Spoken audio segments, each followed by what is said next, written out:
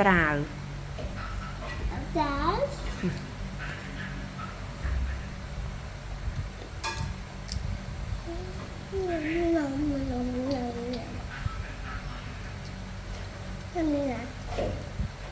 គ្រាន់តែឃើញអូនពងញ៉ាំនៅខាងដើមវីដេអូក៏ដឹងថាម៉ណយមួយនេះអូនរ៉េតឲ្យបានបន្ទុកដែរសម្រាប់ម៉ណយថ្ងៃនេះគឺជាម៉ណយបែប finger food ម៉ាម៉ាអាចធ្វើឲ្យកូនញ៉ាំបានចាប់ពីអាយុ8ខែឡើងទៅបើសិនជាម៉ាម៉ាធ្វើឲ្យកូនតូច8ខែឡើងញ៉ាំល្បាយបន្លែនេះគួរតែកិនឬក៏អញ្ច្រាំឲ្យរៀងល្អិតៗជាងនេះប៉ុន្តែសម្រាប់អូនពងឥឡូវគាត់ធំហើយបើសិនជាល្បាយម៉ត់ឬក៏ល្អិតជាងនេះអូនអត់ចូលចិត្តទេចំពោះគ្រឿងផ្សំបន្លែសាច់ម៉ាម៉ាអាចធ្វើតាមខ្ញុំនៅក្នុងវីដេអូនេះក៏បានឬក៏ប្រើបន្លែសាច់ណាដែលកូនម៉ាម៉ាចូលចិត្តក៏បានប៉ុន្តែសម្រាប់ខ្ញុំដោយសារម្សិលមិញអូនពងគាត់ទៅរៀនដល់អក្សរត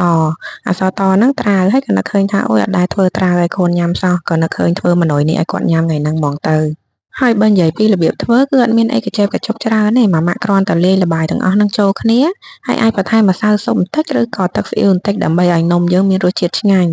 ចុងក្រោយបន្ថែមតែម្សៅអង្ករហើយច្របល់ល្បាយនឹងឲ្យចូលគ្នាស្មើសាច់ទៅម៉ាម៉ាអាចយកទៅចាក់នៅក្នុងម៉ាស៊ីនដូចខ្ញុំអញ្ចឹងក៏បានឬក៏យកទៅចៀនយកទៅដាក់ដុតក៏បានដែរប៉ុន្តែសម្រាប់ខ្ញុំគឺខ្ញុំជ្រើសរើសប្រើម៉ាស៊ីននេះហើយដោយសារវាងាយស្រួលរហ័សហើយអត់បារម្ភខ្លាចនំរបស់កូននឹងឆៅឬក៏ខ្លោចអីទេ